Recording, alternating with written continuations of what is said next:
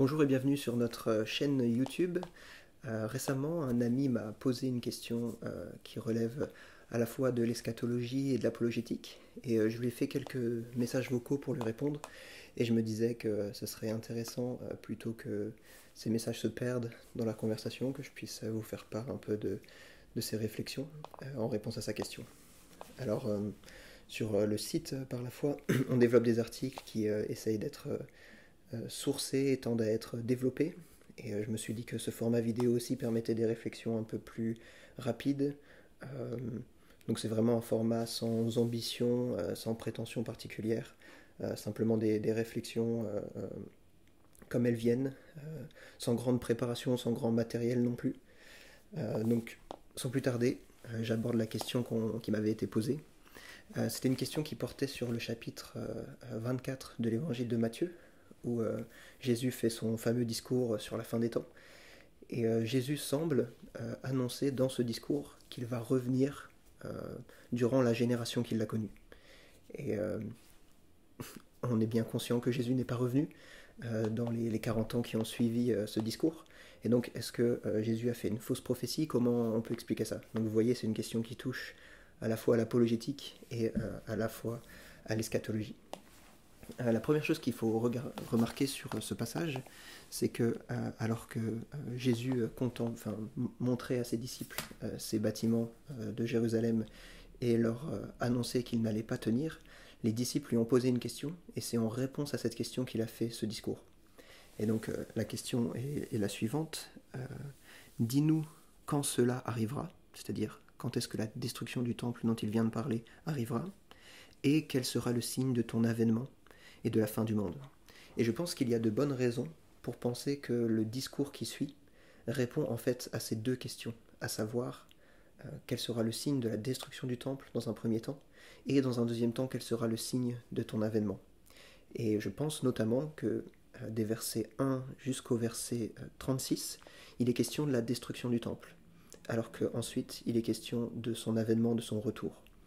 Il y a des différences assez nettes entre les deux portions du discours, et je pense que la différence la plus nette, celle en tout cas qui est la plus convaincante pour moi, c'est le fait que durant toute la première partie du discours, Jésus va multiplier les illustrations qui tendent à montrer la prévisibilité de ce qu'il annonce. Regardez le figuier, vous allez entendre parler de ci, vous allez entendre parler de cela. Tout cela annonce que ces choses sont proches. Alors que dans la deuxième partie du discours, Christ insiste beaucoup plus sur l'imprévisibilité. Ce sera comme un voleur qui arrive dans la nuit. Ce sera comme au jour de Noé. Donc je pense qu'il annonce deux événements différents, notamment pour cette raison. Mais si cette raison ne vous suffit pas, il y a un article sur le blog qui donne 13 arguments pour lesquels il y aurait une transition d'un thème à un autre à partir du verset 37 de ce passage.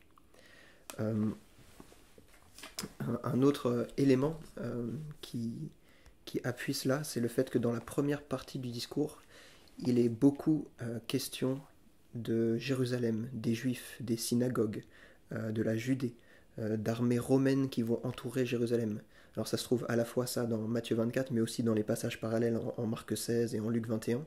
On voit que le contexte est lié au judaïsme au 1er siècle. Il est question du temple, de synagogue, etc. Donc je pense qu'on a des marqueurs forts dans ce texte qui nous indiquent un accomplissement au 1er siècle. Et effectivement, la destruction de Jérusalem a eu lieu dans les 40 ans suivant ce discours, dans cette génération dont parle Jésus. Donc il conclut la première partie de son discours en disant que, au verset 34, cette génération ne passera à point que tout cela n'arrive, tout ce dont il vient de parler.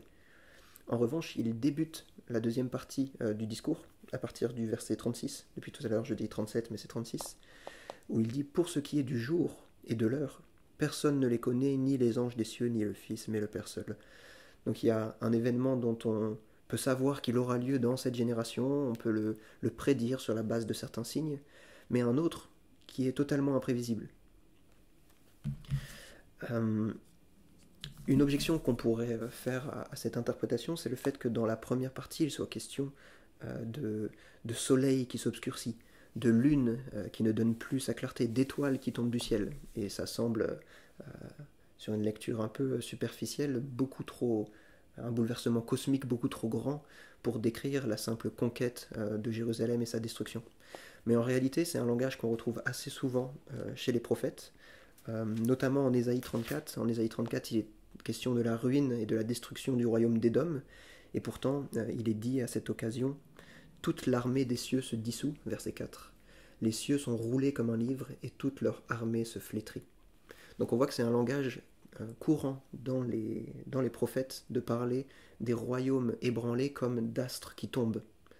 Euh, ça tire son fondement de la symbolique biblique. On voit dès les premiers chapitres de la Genèse, quand Dieu crée le soleil, la lune et les étoiles, il est dit qu'il les place pour régner sur le jour et régner sur la nuit respectivement.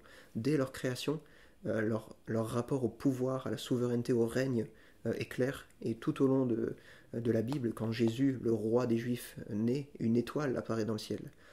Quand des royaumes tombent, des astres sont décrits comme chutants. On retrouve ça vraiment tout au long de l'écriture. Néanmoins, je ne voudrais pas, en donnant cette réponse, éluder le lien entre la destruction de Jérusalem et la fin des temps. Ce n'est pas sans raison que Christ traite des deux dans un même discours. Je pense que la raison principale pour laquelle il fait cela, c'est que bien que ces événements ne soient pas liés chronologiquement, qu'ils n'aient pas lieu en même temps, ils sont liés thématiquement, logiquement. La fin du monde juif et la fin du monde global sont en lien. Il y a un rapport dans le jugement, dans l'établissement d'une nouvelle ère, d'une nouvelle création, avec un langage commun, et donc il n'est pas étonnant que les deux soient traités ensemble.